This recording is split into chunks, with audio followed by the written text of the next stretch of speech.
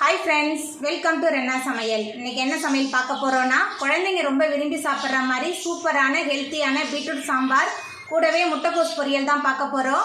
இந்த பீட்ரூட் சாம்பாரும் முட்டைக்கோஸ் பொரியலும் ரொம்ப சுவையா இருக்கும். எளிமையான முறையிலே செஞ்சிரலாம். அந்த சுவையான பீட்ரூட் சாம்பார் முட்டைக்கோஸ் பொரியல் எப்படி செய்யறதுன்னு வாங்க பார்த்தறலாம்.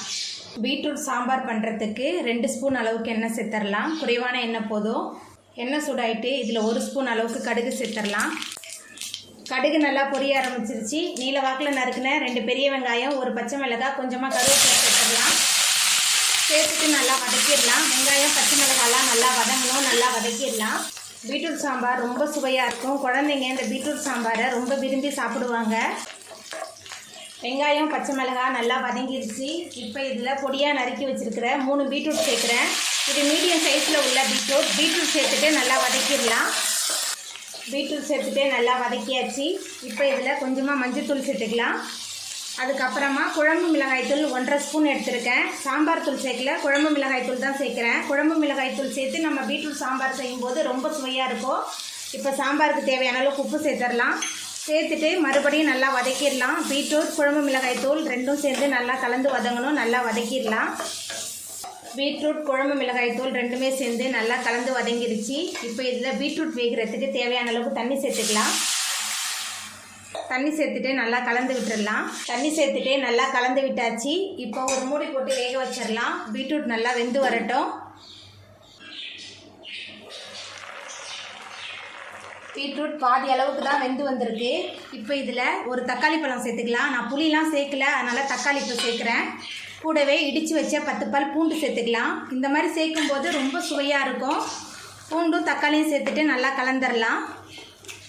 இப்போ இதில் நம்ம வேக வச்ச துவரம்பருப்பு சேர்த்துக்கலாம். நான் துவரம்பருப்பு குலைவாக வேக வச்சு எடுத்துருக்கேன். துவரம்பருப்பு சேர்த்துட்டு நல்லா கலந்து விட்டுடலாம். துவரம்பருப்பு சேர்த்துட்டு நல்லா கலந்தாச்சு. பூண்டு தக்காளிலாம் நம்ம கடைசியாக சேர்க்கும்போது இந்த பீட்ரூட் சாம்பார் ரொம்ப சுவையாக இருக்கும். பூண்டெல்லாம் நல்லா தட்டி தான் சேர்க்கணும். எல்லாமே நல்லா சேர்ந்து கொதித்து வெந்து வரட்டும். பீட்ரூட் நல்லா வெந்து வந்துருச்சு. இப்போ இதில் கொஞ்சமாக பெருங்காயத்தூள் சேர்த்துக்கலாம். அதுக்கப்புறமா மேலால் கொஞ்சமாக கொத்தமல்லி தழை தூவிடலாம். கொத்தமல்லி தழை தூவிட்டு நல்லா கலந்துடலாம். கொத்தமல்லி தலையெல்லாம் தூவிட்டு நல்லா கலந்து விட்டாச்சு. நம்மளோட சுவையான பீட்ரூட் சாம்பார் சூப்பராக ரெடி ஆகிட்டு இப்போ நம்ம அடுப்பை ஆஃப் பண்ணிடலாம். முட்டைக்கோஸ் பொரியல் பண்ணுறதுக்கு 1 ஸ்பூன் அளவுக்கு எண்ணெய் சேர்த்துடலாம்.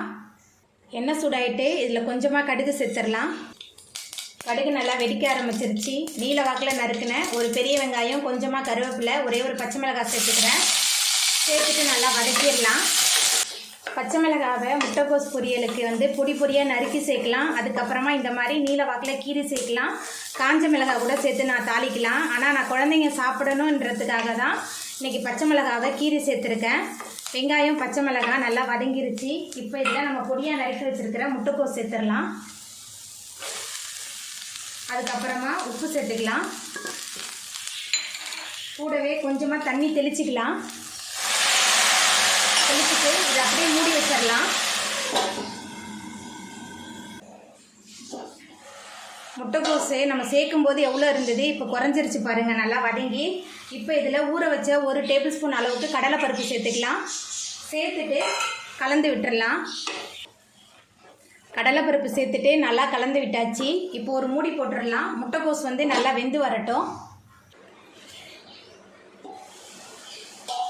பாருங்கள், முட்டைக்கோஸ்லாம் சூப்பராக வெந்து வந்துருச்சு. வேணும்னா நீங்கள் தேங்காய் துருவல் சேர்த்துக்கோங்க. நான் தேங்காய் துருவல்லாம் எதுவுமே சேர்க்கல. நம்மளோட சுவையான முட்டைக்கோஸ் பொரியல் சூப்பராக ரெடி ஆகிட்டு இப்போ நம்ம அடுப்பு ஆஃப் பண்ணிடலாம். அவ்வளோதாங்க, ரொம்ப சுவையான பீட்ரூட் சாம்பார் முட்டைக்கோஸ் பொரியல் ரொம்ப சுவையாக ரெடி ஆகிட்டு. இந்த சுவையான பீட்ரூட் சாம்பார் முட்டைக்கோஸ் பொரியலை நீங்களும் உங்கள் வீட்டில் செஞ்சு பாருங்கள்.